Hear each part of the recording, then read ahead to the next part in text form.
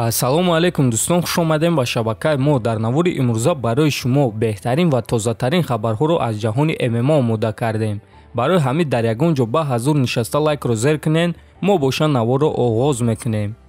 Топови ҷангвари UFC дар вазни 61 кг Роб Фонт нақшаи муҳорибаашро зидди чемпиони пешинаи UFC Жозе Альдо баён кард.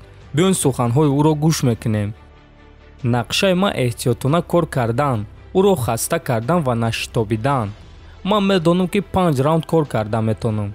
Барои ҳамин, агар ки ман ӯро дар стойка зада ва бо қарори доваро ғалаба ба даст биёрам, пас ин чиз маро қаноатманд мекунад.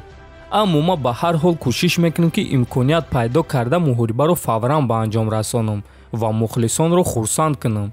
Боз як муҳорибаи асосии турнир дар Вегас. Ман Вегасро дӯст медорам. Боз як рақиби машҳур. Алдо легендаи зинда аст, чемпиони пешина. Ин муҳорибаи хеле калон аст. Ман бениҳоят шодам ки чунин имкониятро пайдо кардам, гуфтааст Фонт. хотиррасон мекунем ки Роб Фонт дар муҳорибаи гузаштаи худ чемпиони пешинаи UFC Коди Гарбрандро шикаст дода буд ва акнун ӯро муҳориба боз бо як чемпиони пешина Жозе Альдо интизор аст. муҳорибаи Жозе Альдо ва Роб Фонт аллакай шаби 5 декабр дар турнири UFC Fight Night баргузор мегардад ва муҳорибаи асосии турнир мешавад.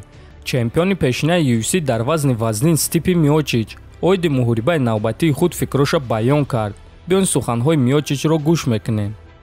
мехостам ки ба ман муҳориба барои камарбанди муваққатӣ пешниҳод мекарданд. ман мефаҳмам ки коре ки UFC мекунад ин тиҷорат аст, аммо ҳамзамон фикр мекунам ки ман барои сеюм муҳориба зидди Нгану сазоворам.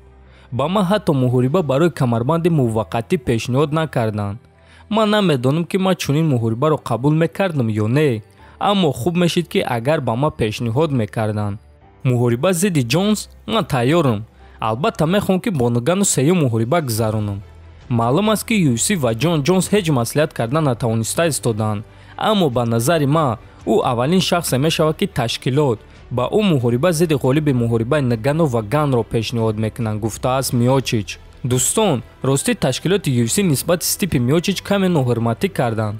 ӯ яке аз чемпионҳои бузурги вазни вазнини UFC ба ҳисоб меравад. хотиррасон мекунем ки Миочич ва Нгану 2 маротиба дар қафас вохӯрданд.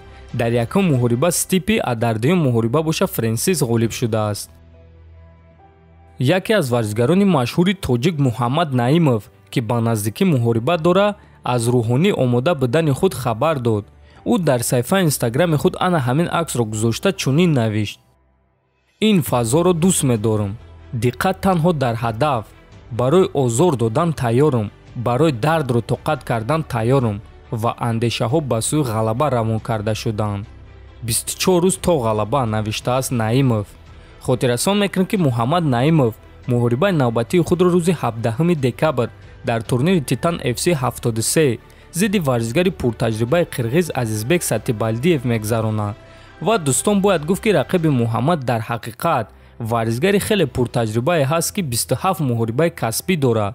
аммо бояд қайд кард ки маҳз чунин рақибон туро боз ҳам бақувваттар мекунанд. барои ҳамин мо ба Муҳаммад Наимов омодагии хуби беосеб ва ғалабаи дурахшон орзумандем. дӯстон, шумо муҳорибаи Муҳаммад Наимовро интизор ҳастен? агар интизор бошем, пас дар комментария нависен ва мебинем ки чанд нафар муҳорибаи Муҳаммад Наимовро интизоранд. мураббии чемпиони пешинаи UFC дар 2 вазн Конор Макгрегор Ҷон Кавана оиди муҳорибаи Конор Макгрегор зидди Ислам Махачев фикроша баён кард. шахсан худи ман Ислам Махачевро ҷангвари бениҳоят хуб мешуморам. ӯ аз Ҳабиб фарқ мекунад. қадду қомати ӯ дигар аст.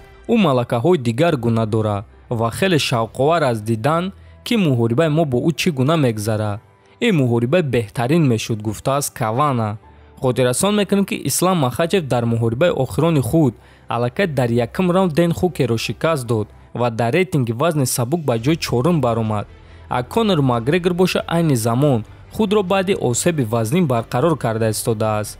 дӯстон, шумо чунин муҳорибаро дидан мехостен ё не?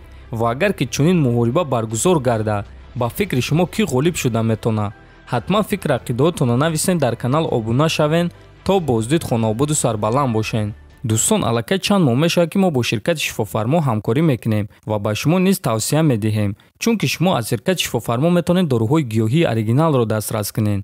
дору барои хароб ва фарбешавӣ, барои дарди меъдаву гурда, барои дарди мушакҳо, барои бақувват кардани мардонагӣ ва дароз кардани муҳлати ҳамхобагӣ, барои ришмӯи сарбарорӣ ва дигар дорӯҳои даркории худро метавонед аз ширкати шифофармо дастрас кунед. Худи ҳозир ба номерҳои дар рӯи экран буда занг занед ва агар ки скидка гирифтан хоҳед, пас ҳатман аз номи канали Паҳлавон гап занед.